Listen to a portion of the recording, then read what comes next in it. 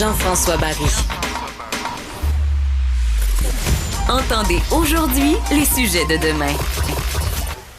Pierre Graff s'amène pour notre discussion économique, président-directeur général du regroupement des jeunes chambres de commerce du Québec. Faillite de Taiga, c'est pas une bonne nouvelle parce qu'il me semble qu'on avait mis de l'argent là-dedans, non?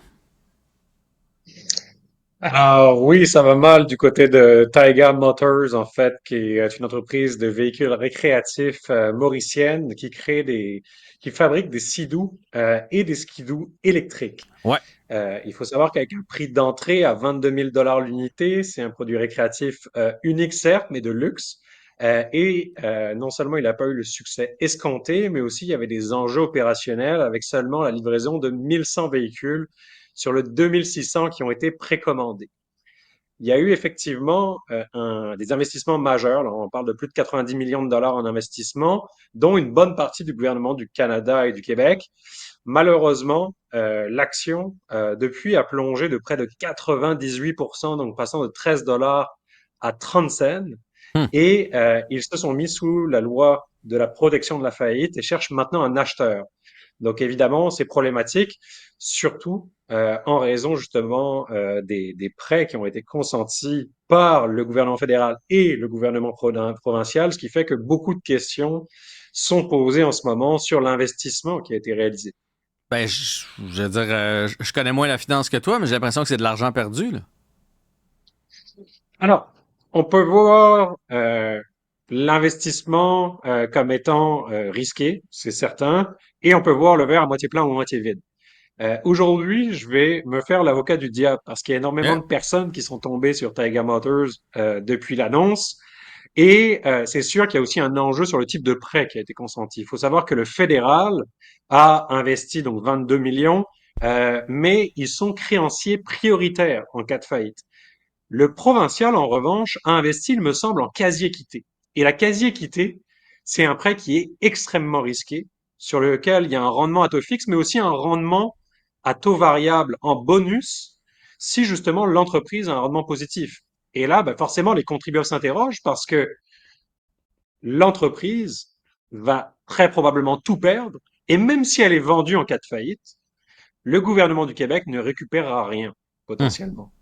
Donc, c'est problématique par rapport au type de prêt. Il y a beaucoup de questions qui sont posées, c'est légitime.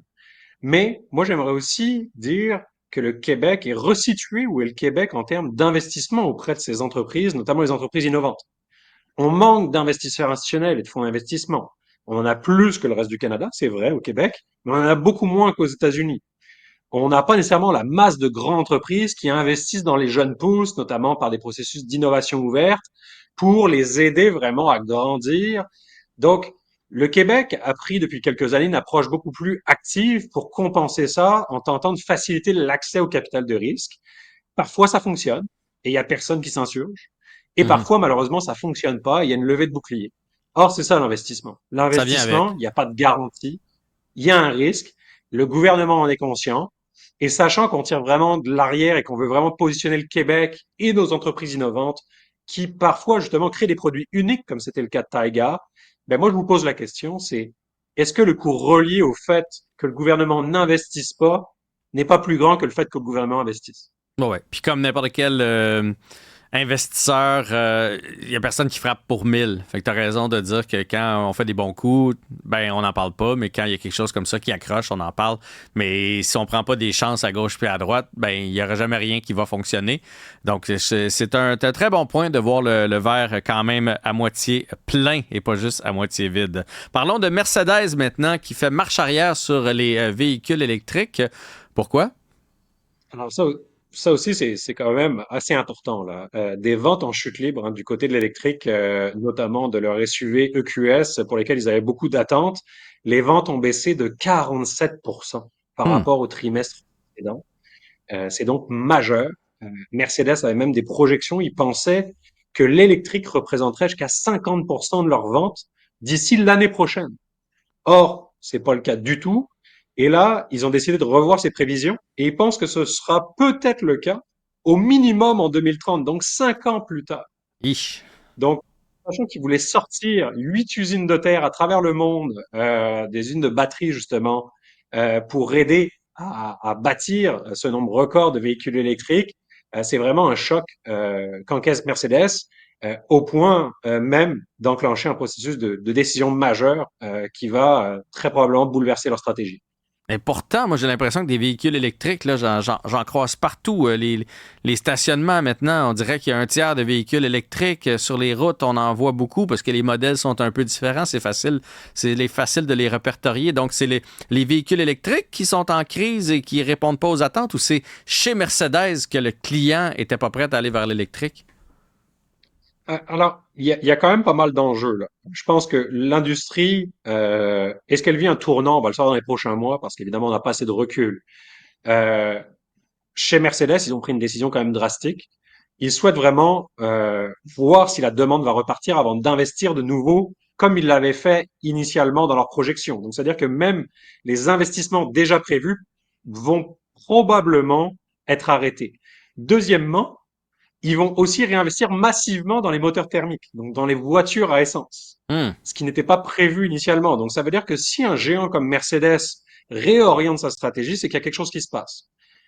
Si on regarde vraiment les ventes de véhicules, notamment en Europe, c'est une chute des ventes totales en un an de 15,4%. Oh. Si on regarde aux États-Unis, c'est une chute de plus de 13%. Il y a juste la Chine en ce moment qui connaît une croissance de 7%, mais avec des prix beaucoup plus bas. Parce qu'il faut savoir que le prix moyen au Canada d'un véhicule électrique, c'est 73 000 dollars. Donc, c'est pas à la portée de toutes les bourses. Non. Alors qu'en Chine, en ce moment, le prix moyen est seulement de 32 000 dollars. Donc, c'est 2,5 fois moins. Et surtout, il y a beaucoup d'opacité sur le processus de production et le respect des règles environnementales pour justement aider à la transition énergétique. Donc, en ce moment, il y a vraiment une zone d'incertitude qui plane. La demande a baissé, l'offre est là, ça crée un enjeu et ça va évidemment être une situation à suivre dans les prochains mois. Et Pierre, on va terminer avec les chiffres de l'emploi de juin qui sont sortis, puis c'est un peu en deçà des attentes, hein? Oui, effectivement. Alors, on a perdu au mois de juin 17 700 emplois. Donc, c'est quand même pas terrible, on va se le Mhm. dire. Mhm. Le mois a été marqué par une hausse donc du taux de chômage qui s'établit maintenant à 5,7%. Donc, c'est une hausse de 0,6 points de pourcentage. C'est la plus importante d'ailleurs depuis janvier 2021. Donc, évidemment, c'est pas bon. Et d'un côté, il y a quelques secteurs où l'emploi a progressé. On parle notamment de l'hébergement et de la restauration, de l'administration publique et de l'agriculture, donc 40%, 40%, 20% environ pour les emplois créés. L'agriculture, ça s'explique facilement par les travailleurs saisonniers. Mhm. L'hébergement, pareil, avec le tourisme qui évidemment est dans sa haute saison.